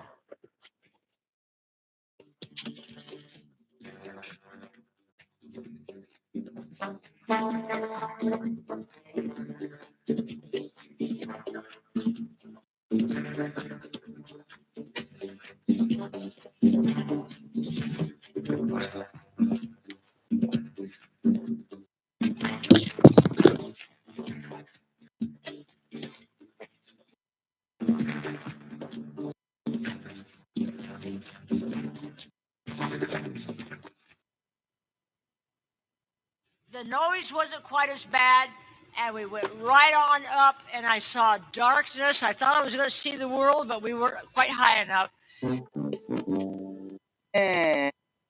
And welcome back to the fourth and final segment of the Ironworks on this fine Tuesday morning. Guess who's calmed down a little? Me, for those that guessed wrong. I've calmed down a little. Good. Woosah. If you get that one, I'd be super impressed by anybody who got that movie reference. I know exactly what that is. I didn't say woosah. Oh. Woosah. You're not talking about Will Smith and Martin Lawrence, then? No. Oh, okay. Now, this is going back to the mid-'80s. Now, ain't nobody going to get this one. Ewok's Battle of Endor. That's what Wicket, the Ewok that helps him out, that's what his mom, when she's handing him the food to eat, a little boy and a little girl. Woosah. I've never seen that, but now that you're bringing up movies and stuff like that, I don't want to give out spoilers. I don't do that. I know Walt. I'll hang up. No, I know. I understand. I got it, Walt. I'm being respectful. The newest Marvel series that's come out so far was I think they're on their 5th episode now, is Secret Invasion. I'm not sure if you guys have seen that yet. I tried to start watching it. Because I love Samuel L. Jackson. He is still one of my favorite actors. He's just, I don't know what it is. I just like the way the guy does it. He's a good actor. Oh, absolutely. Like Pulp Fiction, probably his best movie he's ever done. I don't know about that. Okay, maybe not the best one, but I mean, he has the world record for saying fuck the most times. I think he has the record for the most money made in the films that he's done. He's in more money-making movies than anybody in history. I'm pretty sure it's Samuel L. Jackson. But I definitely liked him a lot more before he became a self, joke or whatever. I mean, his appearance in Die Hard was epic, and that was before he was huge. Oh yeah, his name is Zeus. Absolutely. It was Zeus. So great. No, it's not. So great. Hey, Zeus. It's Zeus, the god of thunder, motherfucker. He did a movie where he was a homeless person that used to be a concert pianist. That was he believed he had these angels flying around inside of him wanting to get out. And it was weird. It was a weird movie, but he couldn't play the piano anymore. What movie was that? I forget. The Lesson or something like that? Or maybe it was Piano yeah. Lesson or... But no violence or anything like that. No action. He was amazing playing a crazy person. It was good. Just amazing. Yeah, the man's just an awesome actor. Who's got those birds going? Is that That's Walt? me. That's That would be Zack. Yeah, that's Zack's awesome. in nature. I wish I had birds around here like that. All I hear is lawnmowers. Zack has that access to nature set up that I definitely envy over there. He and Cammy both. I mean, during the show, I can walk out into it, but I don't have the show coming to me with it. I had to do a live outside one of these shows. Just take my computer and bike outside. A lot of animals. Yeah. Oh, for sure. I mean, I'd probably keep them away, but there'd be deer for sure. You'd probably hear owls at the start of the show. I miss the frogs. Oh yeah. With all this water around here, I thought we'd have a lot more frog noise, but maybe because it's moving water, they don't gather around here so much. I don't know, but that was one thing I loved up there in the Midwest forest. There was always those frogs. I mean, yeah, the moving water shouldn't make any difference. It is Yeah, strange. that's what I thought. It's weird. And Josh, you're in Missouri still, right? Yes. So I had a couple buddies I was in the military with, and they were from Missouri. And then I had a bunch of other people that were in the military with me that were training in Fort Leonard Wood in Missouri. Grew up near there. But they nicknamed it Fort Lost in the Woods. And they said the only thing that there was to do, like outside of the base, was to go to Walmart and just hang out in the parking lot because there was like nothing to do out there. And at the time, I was like, that sounds boring as fuck. But now that I'm getting a little older, I'm like, Fort Lost in the Woods? Sign me up. Yeah. It's like, that sounds pretty cool. I've never been to Missouri. I've been to almost every single state, but I've never been to Missouri. Well, so I hear good things. I'm a big fan. And there is that TV show, Ozarks, that actually was not even filmed in Missouri. It was filmed in Georgia. But the whole idea of that type of, lakefront property kind of thing, yeah, I've been around that. Virginia has a lot of it too. And when you're young, it sounds pretty boring. But as you start getting a little older, it's like, yeah, all right, I'll do that. Absolutely. Yeah, Lake of the Ozarks is a place I used to go to a lot as a child. My dad owns some lakefront property down there, and it really is sort of, the drama is, I'm sure, probably overdone, but the contrast between the rich and the poor is definitely there at the Lake of the Ozarks. Yeah, because they are $multi-million-dollar houses. It's like a big, like vacation kind of area, right? I mean, a lot of weekend vacationers. I guess there are more money you get. I guess the bigger houses, it's just a vacation home. But yeah, there's a lot of boating. It's a huge lake, one of the largest man-made lakes there is, and yeah, it's just known for. There's a place called Party Cove where everybody goes and drinks and hangs out with their boats, and it's a whole thing.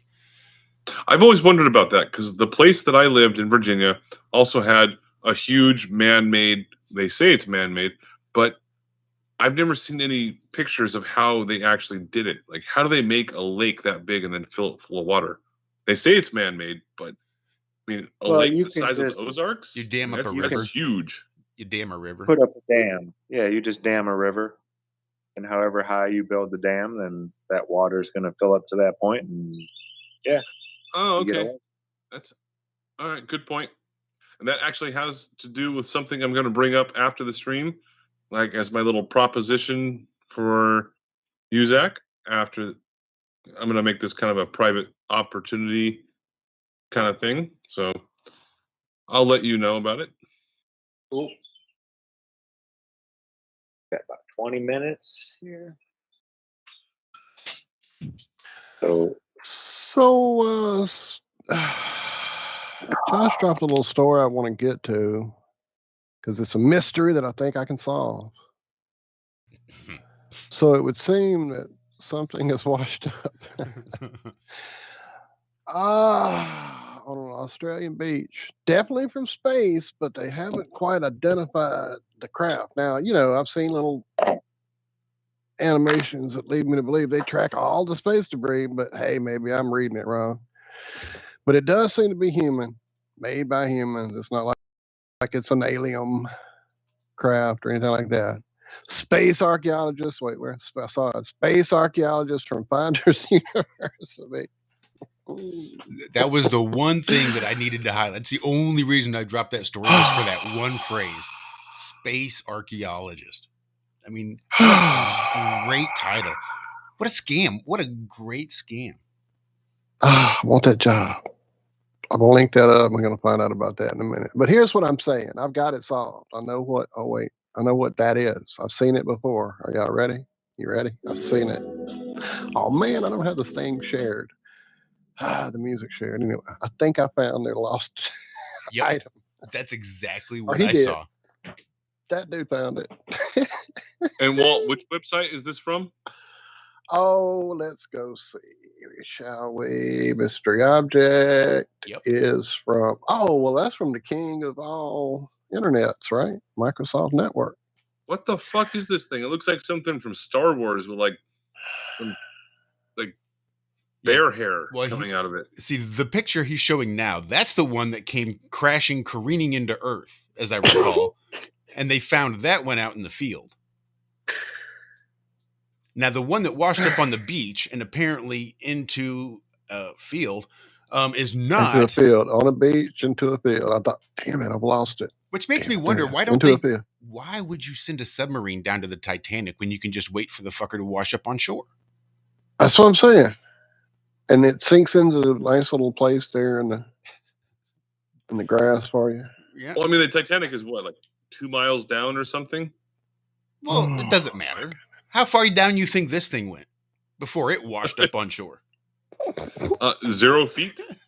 Well, oops. Seems to me that I'm not a big, I'm not a scientist.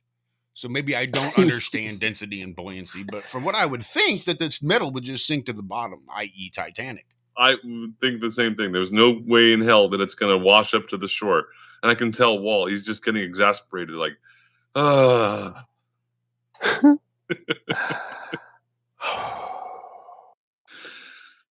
breathe in. We have more space junk, ladies and gentlemen. Oh my God, hold up. I'll shut up. I need to hear this and see it. No, it's here. There it is. I'm showing it to you. Hong Kong. Oh, wait, it came from Hong Kong. Wait, what? Oh, this is from CNN Hong Kong.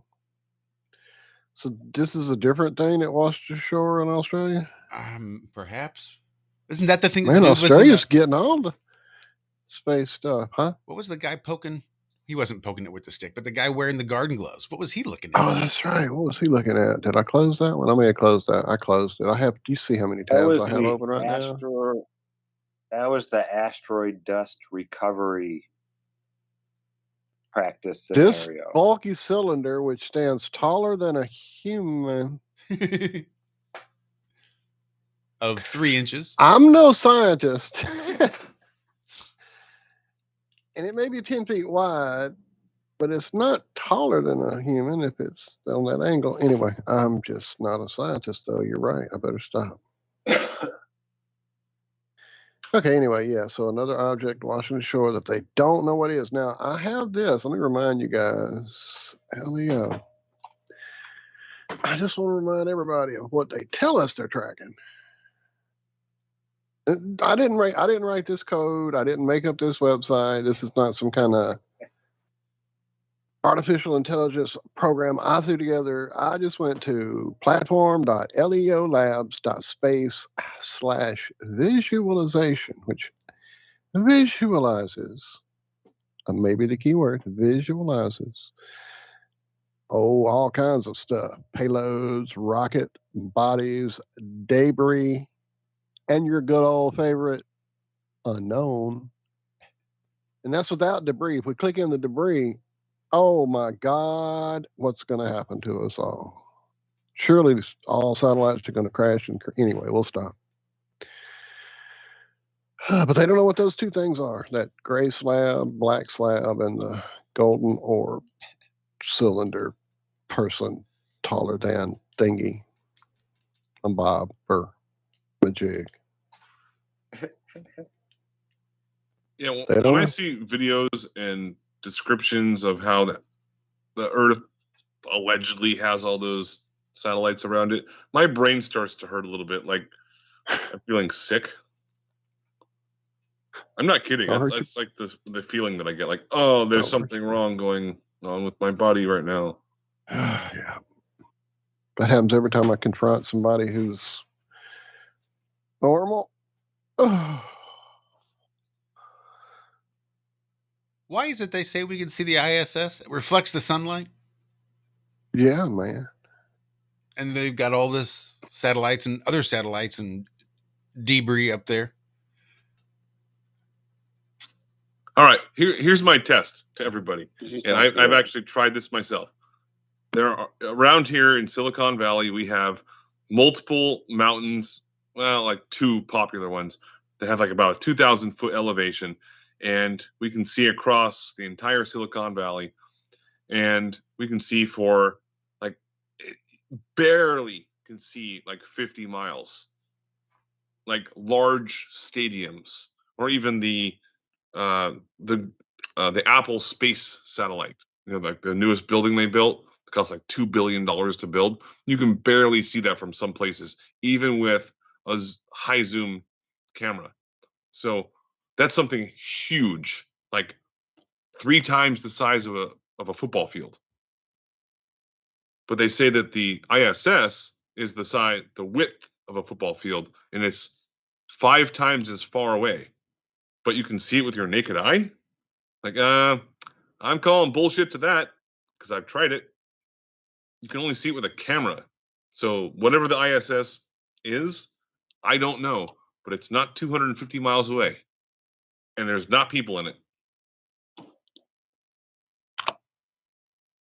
Yeah, I don't believe anybody's up in there either. There's something else going on with it. It's military equipment, or it's something that they're trying to figure out, but they're just giving us a story.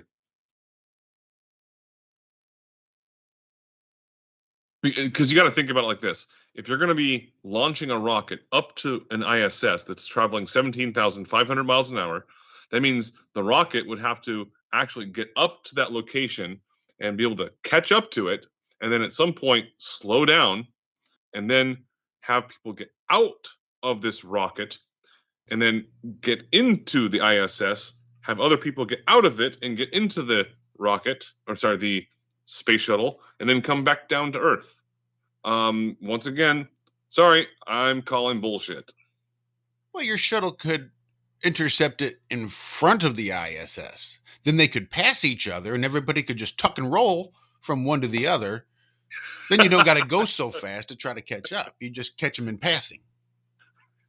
Tuck and roll. Tuck and roll. Damn it, Josh, you just fucking debunked me.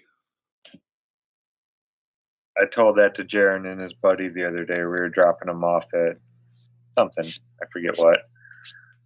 I was like, all right, guys, I'm kind of tired. I don't feel like stopping. Just tuck and roll.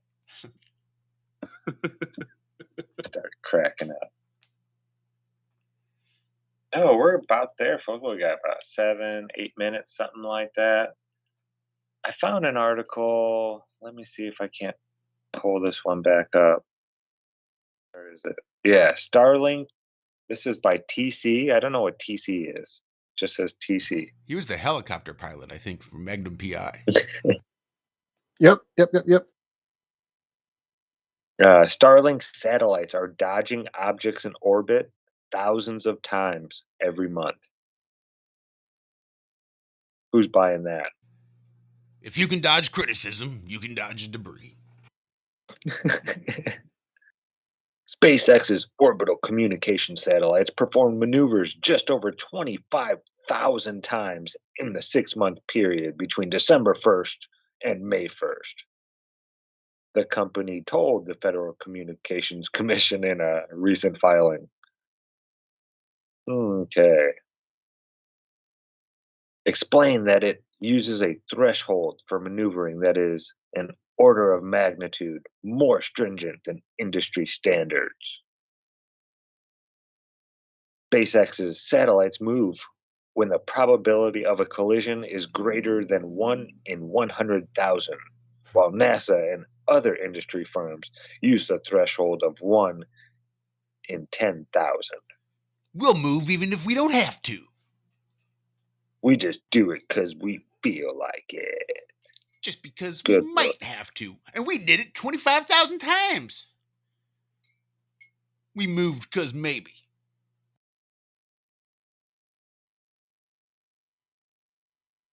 Yeah, they said 1,300 of those were to avoid debris from Russia's anti-satellite weapon demonstration test. While only 9% of that debris is still in orbit, it posed the largest overall risk to Starlink satellites. Those Russians. I'm just joking. Anybody out there that's Russian playing the whole Comrade. yeah, Defend it. comrade. Oh my goodness. Blah blah blah. 68 Starling. Blah blah blah blah blah blah. Yeah. Yeah. Yeah, it's just ridiculous. Well, I actually missed the best sentence in this whole story here, and your story kind of confirms with the blah blah blahs and the ridiculousness. And I quote, this is from somebody named Gorman, Alice Gorman, who is a space archaeologist from Flinders University in Adelaide. And she says, just as a general rule, you don't touch space junk unless you need to. I would drop my mic if it wasn't attached to a... You got to wear garden gloves. And there you go. If you do, yep, dust mask and garden gloves for sure, if you have to. And I would even throw on some goggles, some diving goggles. Just, just to be careful. And this is why you poke it with a stick.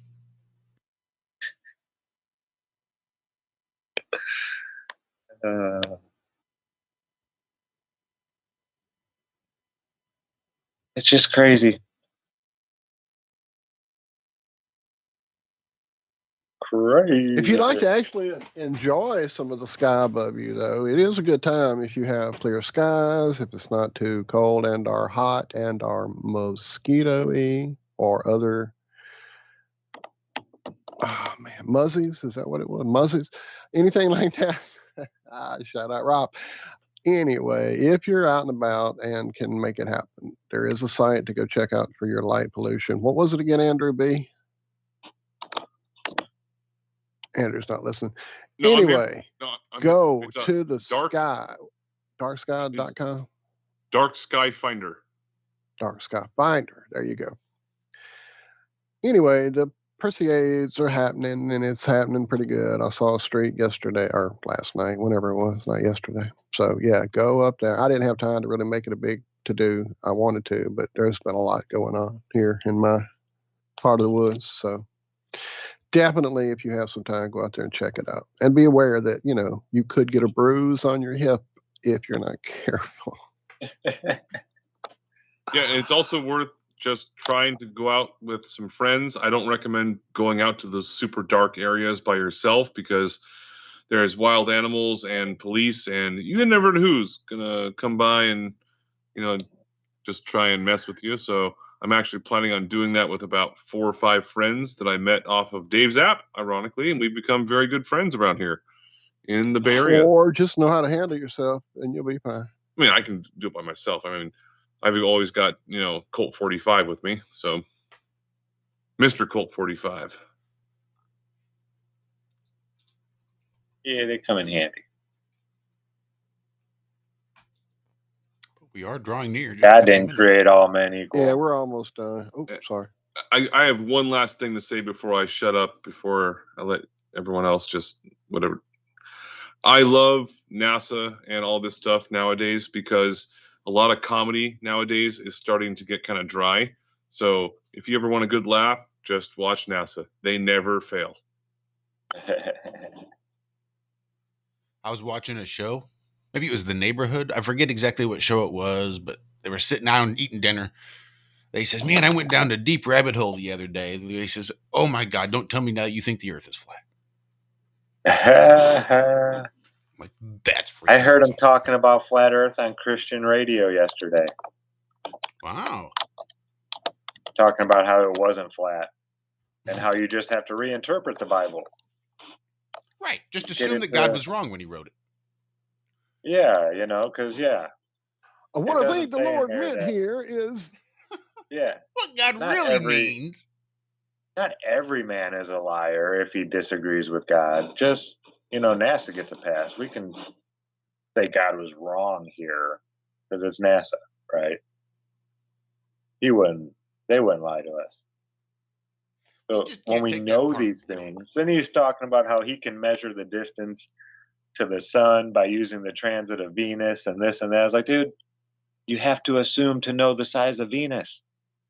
All right, you had to pick one. There had to be something up there in the sky that you assumed, and then you just built everything else around that. That's how it worked. Nobody went to Venus and measured it, but you said Venus was the same size as Earth. It's our sister planet. So now we know all the sizes and the distances because Venus is our sister planet. Duh. Like, okay, how did you know that? They don't know this stuff, though. You just said, oh, yeah, we just watched this on Venus, and then we know the distances. It's like, yeah, but you got to know things about Venus in order to know those distances. Love y'all. That's it. Love you guys. Y'all. Thanks for putting up with us this morning. Thanks for hanging out. Thanks for dealing with my little mini rant there. Sorry to put any yuck into your yum. Enjoy the rest of your week. We will be back here on Friday morning for another exciting episode of the Ironworx right here on Truth Frequency Radio, TFRlive.com, and elsewhere on the other various platforms, or Friday evening for Have No Sphere. Until then, be good, be well. We love you. Bye-bye. This is iHeartRadio.